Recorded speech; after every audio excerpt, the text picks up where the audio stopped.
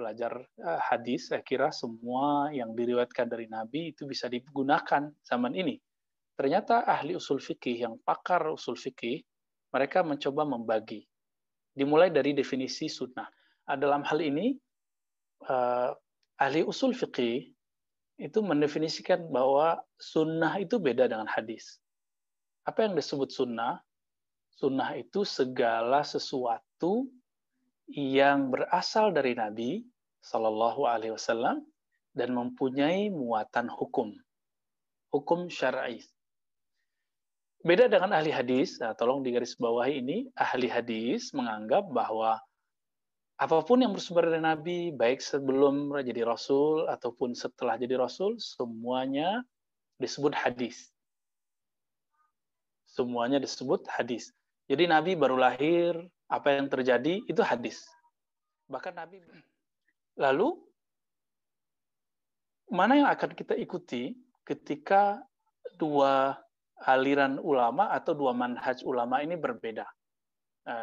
Setelah kita teliti, ternyata ahli hadis sendiri itu ketika ada persoalan ini terjadi, mereka menyerahkannya kepada ahli usul fiqih. Nah, ini yang dikatakan oleh Imam Ibnu Ali Al-Madini, ya, Muhammad Ali Al-Madini. Hal-hal ini kemudian menjadi problem di kemudian hari. Di zaman kita ada satu tren atau branding bahwa disebut ini sunnah, ini tidak sunnah, misalnya Ustadz sunnah atau kajian sunnah. Ini kemudian menjadi ambigu lagi, gitu. Terkesan bahwa selain itu tidak sunnah, misalnya begitu. Tapi teman-teman yang nama kajiannya bukan kajian sunnah, jangan tersinggung. Mungkin itu salah satu usaha dari beberapa sahabat-sahabat kita untuk mereka mungkin rindu kepada kajian sunnah. Cuma mungkin perwajahannya bisa kita cek, ada yang sesuai, ada yang tidak. Bapak, saudara, ayah, bunda yang melakukan Allah, lalu ketika disebut sunnah, manakah yang kemudian yang lebih kuat? Yang lebih kuat tentu Nabi Shallallahu Alaihi Wasallam sesuai dengan hadis ini. Wa ma atakumur rasulu fakhuzuhu. Kata kuncinya di situ ada kalimat ar-rasul. Ya, dalam surat Al-Hasyr tadi. Apabila Rasulullah SAW datang dengan suatu risalah, ar-rasul. Jadi Nabi Muhammad bin Abdullah, Nabiullah, datang sebagai rasul. Bukan datang sebagai beliau misalnya sebelum kerasulan. Apapun yang beliau lakukan kerasulan tidak masuk ke wilayah hukum ini. Semua tadi kalau diringkas jadinya 3. Ada sunnah nubuwah. Sunnah beliau sebagai nabi, dan ini hanya berlaku untuk dirinya sendiri atau untuk pencinta nabi yang ingin melakukan sendiri. Kecuali yang kemudian sudah digarisbawahi oleh ulama ahli usul fikih bahwa itu tidak boleh. Contohnya Nabi menikahi tanpa wali dan saksi, itu tidak boleh.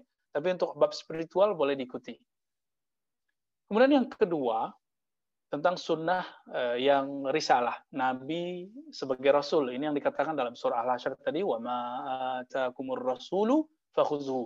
Jadi bukan وَمَا آتَاكُمُ النَّبِيُّ. Apapun yang Nabi bawa, yang Nabi datang dengannya, ambil. Bukan itu, tapi Rasul.